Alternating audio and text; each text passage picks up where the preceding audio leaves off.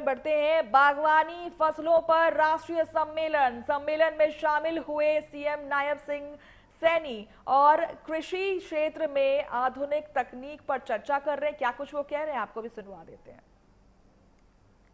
विश्वविद्यालय ये केंद्र और किसानों के बीच ये मजबूत सेतु का काम करेंगे। साथियों, हमारे देश के यशस्वी प्रधानमंत्री आदरणीय नरेंद्र मोदी जी ने समस्त राष्ट्र के समक्ष विकसित भारत 2047 का एक महान संकल्प आदरणीय नरेंद्र मोदी जी ने रखा है। साथियों, यह संकल्प ये केवल आर्थिक विकास का नहीं है, ये आत्मनिर्भर कृषि का संकल्प है। साथियों, पोषण सुरक्षा का ये संकल्प है। साथियों, वैज्ञानिक नवाचार का ये संकल्प है। साथियों, करोड़ों किसानों की समृद्धि का ये संकल्प है। साथियों, मुझे खुशी है कि यदि भारत को आने वाले साथियों दशकों में एक वैश्विक कृषि महाशक्ति के रूप में साथियों स्थापित होना है, तो उसकी नींव साथियों कहाँ रखी जाएगी? और साथियों, वह नींव रखी जाएगी इस देश के किसान के खेत में।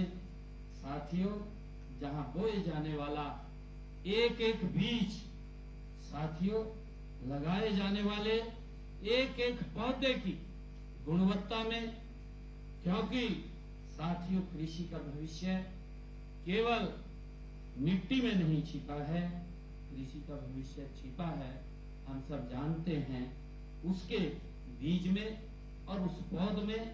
साथियों, उस वैज्ञानिक की सोच में जो आज जैसे विश्वविद्यालयों और अनुसंधान केंद्रों को वो लगातार साथियों अपने विजन से पल्लवित करने का काम वो कर रहे हैं।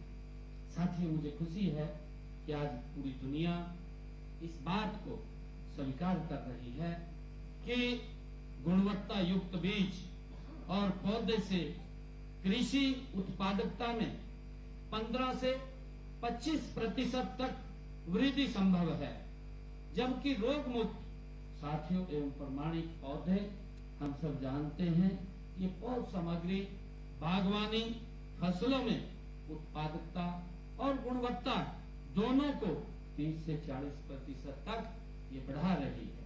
यही कारण है कि विकसित देश अपनी कृषि नीति में seed security and planting material quality को सर्वोच्च प्राथमिकता ये देने का काम कर रहे हैं। साथियों, भारत विश्व में फलों एवं सब्जियों का दूसरा सबसे बड़ा उत्पादक ये देश है। देश में प्रतिवर्ष लगभग 360 मिलियन टन से अधिक बागवानी उत्पादन होता है।